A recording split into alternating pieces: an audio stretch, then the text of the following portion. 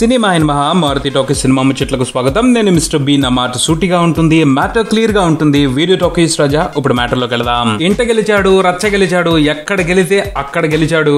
గెలవటం అంటే అట్ట ఇట్ట గెలవటం కాదు. ప్రతి తెలుగువాడు ఇది మావోడు చేసిన సినిమారా అని చెప్పుకుని కాలరు ఎగరేసుకునేట్టు గెలిచాడు. దేని గురించి మాట్లాడుతున్నావు ప్రత్యేకంగా చెప్పాల్సిన అవసరం లేదు. ఇక్కడ బాహుబలి గురించి డిస్కషన్ జరుగుతుంది అని ఇట్టే అర్థమైపోద్ది. ఆగస్టు 28తో బాహుబలి 50 రోజుల రన్ ని పూర్తి చేసుకున్నాడు. ఈ ఘనతని అందరూ గ్రాండ్ గా సెలబ్రేట్ చేసుకుంటారు అనుకున్నారు. చేసుకుంటూనే రాజమౌళి ఓ ఆసక్తికరమైన చర్చకి తెరతీసి అందరినీ ఆశ్చర్యపరిచారు. అదెలా అంటే 50 రోజులకి 100 రోజులకి 175 రోజులకి రికార్డు నెంబర్ ఆఫ్ థియేటర్స్ ఉండటం అనేది గతం. ఇప్పుడు వేల సంఖ్యలో థియేటర్లు పెట్టుకుని సినిమాలు రిలీజ్ అవుతున్నాయి. 3-4 వారాలు ఆడటమే గొప్ప.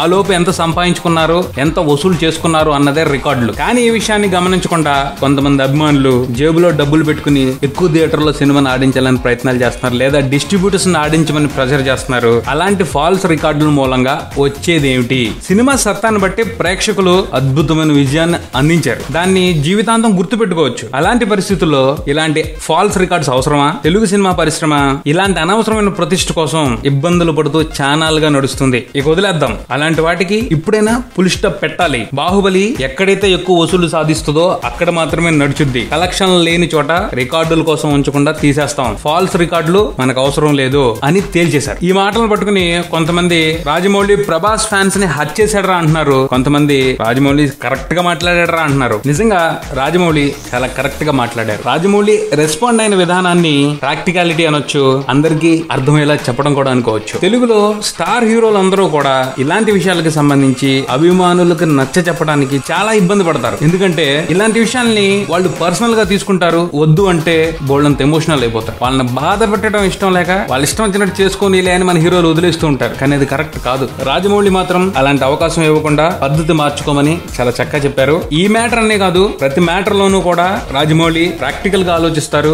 ఆ ఆలోచనలకు అనుగుణంగానే ఓ విజన్ ఏర్పరచుకుంటారు. దానికి తగ్గట్టు పని చేసుకుంటూ పోతారు. ఇలా ఊహించిన విజయాలు దక్కించుకుంటూ ఉంటారు. నిజంగా బాహుబలి ఇంత ఘన విజయాన్ని సాధించింది అంటే అందుకు ప్రధానమైన కారణం రాజమౌళి ప్రాక్టికల్ గా ఆలోచించడమే. రాజమౌళి బ్లైండ్ గా బాహుబలిని తీలా, వస్తే వచ్చింది పోతే పోయింది అన్న ఆలోచనతో అయితే ఈ ప్రాజెక్ట్ ను మొదలు పెట్టలా. సినిమా క్లిక్ అయ్యి మినిమం గా పెర్ఫార్మ్ చేస్తే ఎంత కలెక్ట్ చేసిద్దో ఊహించుకుని అందుకు తగ్గట్టుగానే విజన్ ని ఏర్పాటు చేసుకుని ఆ పారామీటర్ లోనే సినిమాని తీశారు. కాబట్టే బాహుబలి చిత్ర యూనిట్ పార్ట్ 1 పార్ట్ 2 కలిపి మొత్తం బడ్జెట్ 200 నుంచి 250 కోట్ల లోపే ఉంటుంది అని ఓ అంచనా చూపెట్టారు. ఆ ప్రకారం చూసుకుంటే ఫస్ట్ పార్ట్ తో చిత్ర యూనిట్ ఎక్స్పెక్ట్ చేసింది 150 కోట్లు మాత్రమే. అన్ని వెర్షన్ లో కలిపి మినిమం గా పెర్ఫార్మ్ చేసిన అన్ని వెర్షన్స్ లో కలిపి బాహుబలి 150 కోట్లు వెనక్కి తెస్తాడు అని రాజమౌళి మార్కెట్ ని అంచనా వేస్తూ ప్రాక్టికల్ గా ఆలోచించారు. అది వర్కౌట్ అయింది. ఆ పైన వచ్చిందంతా బోనస్. సినిమా అనేది ఒక గేమ్. అది ఒక్కొక్కసారి ఎలా రూట్ మార్చుకుని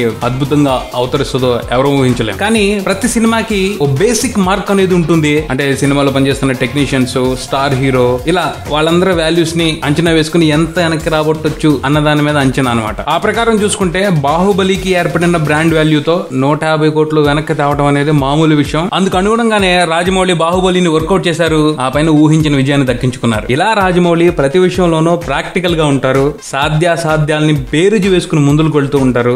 ఏమరపాటుగా గానీ గుడ్డిగా గానీ అస్సలు పనిచేయరు. కాబట్టి ఆయన ఇంతవరకు ఒక్క అపజయాన్ని కూడా చూడలేదు. ఆ పద్ధతిని వదలనంత వరకు పరాజయం అనే మాట రాజమౌళి డిక్షనరీలోకి ఎక్కడానికి కూడా భయపడిద్ది. అందులో ఎటువంటి డౌట్ లేదు. ఇదే బుల్టాన్ మరో బుల్టన్తో మళ్ళీ కలుద్దాం. Subscribe and keep watching Maruthi Talkies. For me mister B and Talkies Raja. Thank you.